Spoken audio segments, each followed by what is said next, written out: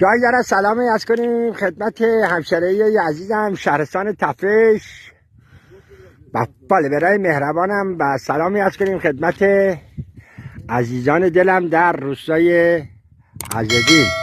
به به امروز به هر حال قسمت شد یک شنبه بعد از ظهر در روستای عزدین باشیم و نمای زیبایی را از روستای عزدین برای شما به نمایش بذاریم. این شما و این هم روستای دلنشین عزدین. ببین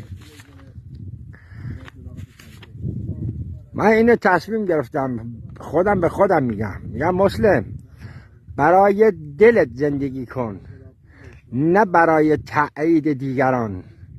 زندگی کوتاه‌تر از اونیه که صرف قضاوت ها بشه.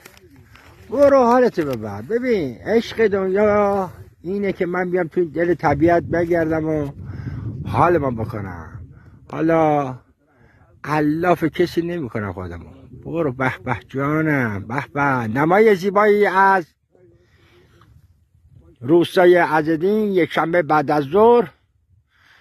چقدر خوشگله، چقدر خوشگله، خیلی قشنگه.